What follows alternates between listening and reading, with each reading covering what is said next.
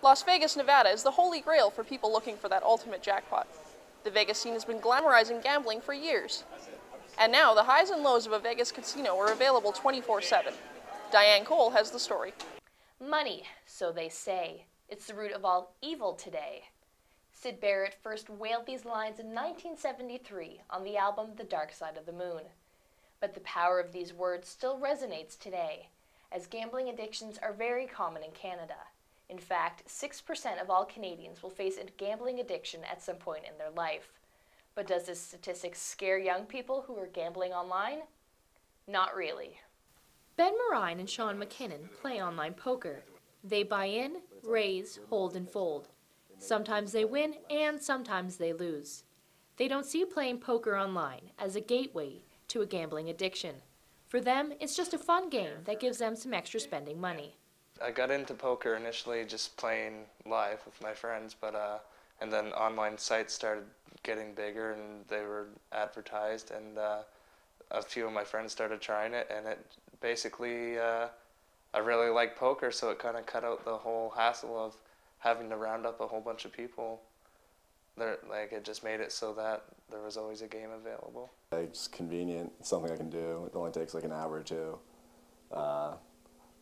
I can do it like Saturday morning when I wake up, like hungover. I can play. I can't do that with friends. I can't like call them up and wake them up and be like, hey, I want to get like an 8-man game going. Online games like poker are aimed at younger people like Marine and McKinnon.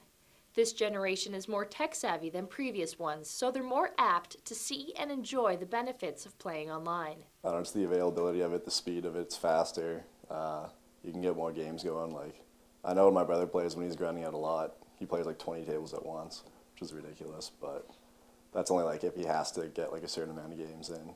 And I don't know, it's just easier to find high-quality games or what you're looking for. There's more variety. The lust for poker runs in McKinnon's family. His father and older brother also play on this site, PokerStars.com, all the time. One night his brother even won a $79,000 jackpot. My brother plays it as a job, so like full-time income. How does he go about that? He plays a lot. Like, he's got like monthly quotas that he has to play and stuff like that, and plays tournaments all the time. We're both live and online, and I don't know, just grinds it out.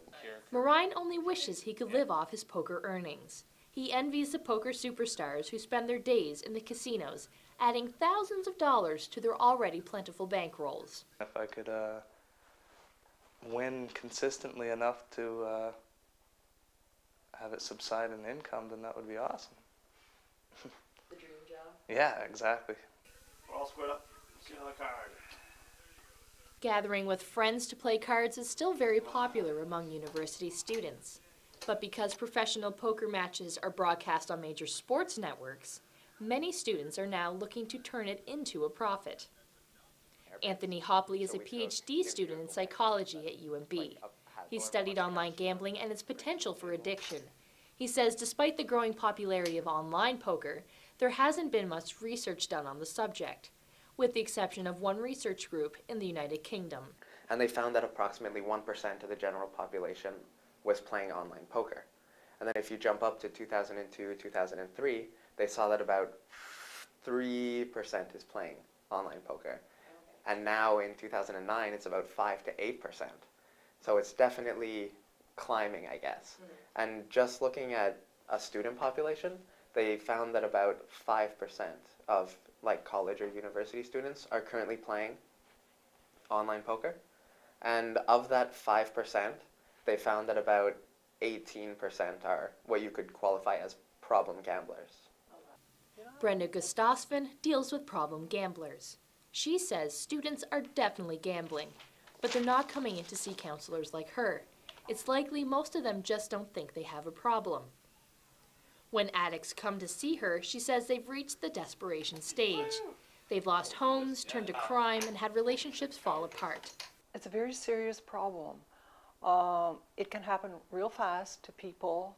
They can spend a lot of money real fast. It's much quicker, has more devastating consequences than somebody using drugs or alcohol because they can spend so much money so fast. She says gambling addictions can happen to anyone at any time. Some people are just like sitting ducks. it's like once they have that win, they're kind of hooked. You know, it's like an alcoholic or a drug addict using something and then they just get hooked on it. And then they chase that. They try to get that feeling again. Younger gamblers think they're less likely to become addicts because of the skill level needed to play poker. To them, online poker could never be as bad for them as sitting in front of a VLT for hours. Marine admits he will play more after he's had a big win. But although he wouldn't call himself a problem gambler, he would definitely say he's an addict. Good players or bad, even the good players will even call themselves addicts because they love, like people who love poker love it. And yeah, I would say it's an addiction. Even if you're making money, it's an addiction. It's still too early to tell if online poker is the VLT for this generation, but it is very popular among 20-somethings and will likely continue to grow in popularity. For Stu Journalism, I'm Diane Cole.